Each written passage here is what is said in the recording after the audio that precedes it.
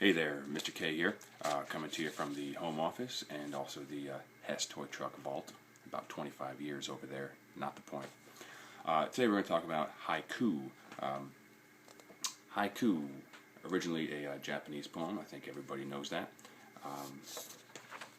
Always has a natural theme, okay?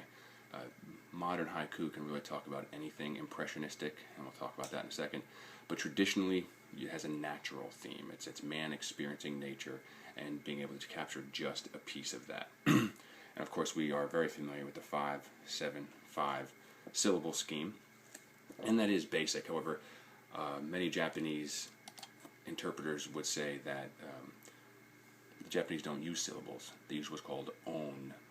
That is the timing, the speech timing is called their on.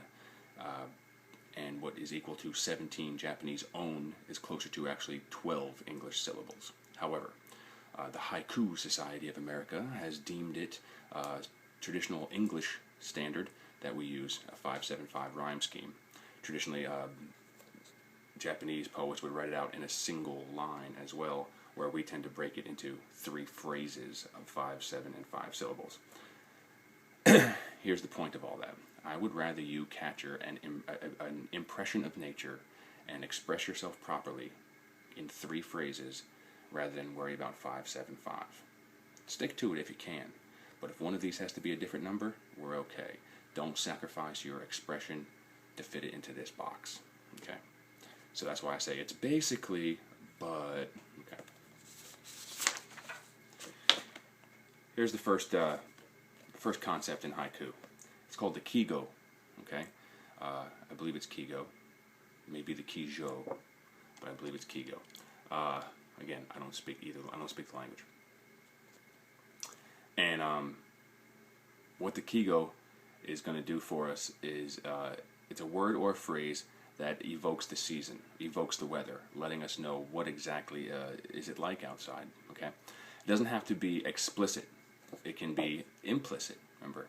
Implicit is something that you have to guess by taking meaning from the other words that are given, whereas explicit either gives you the word or gives you the direct definition. So what is the kigo phrase? We can use imagery such as showers or love bugs in Florida to talk about the spring or the summer. There's really only 2 or 3 seasons in Florida anyway. Frost or brown leaves to talk about the fall or the winter. Heat or oppressive sun rays, if you'd like. And look at it, oppressive sun rays. There's a line for you right there. All right, none of these actually say the season, but they certainly evoke the season. Okay, that's your kigo. The next concept in a traditional haiku is the kireji. Okay, now the kireji is going to be the cutting word. Now, there is no direct English translation. There's no direct English equivalent of kireji in English. All right, but typically it's at the end. It's the last 5-syllable phrase, the last line, if you will. And what that does is it's a phrase which provides closure or summation.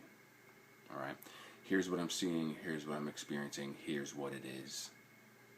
Okay, somewhere in there is the cut from just being impressionistic to all of a sudden expressing yourself. Here's what is happening. Here's what I'm hearing that's evoking the rest of this imagery.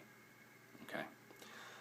This one might be a little tougher to grasp, but again, I'm not asking you to be a master at this, but I am asking you to understand the concepts. Okay. Now let's talk about a gentleman named Basho.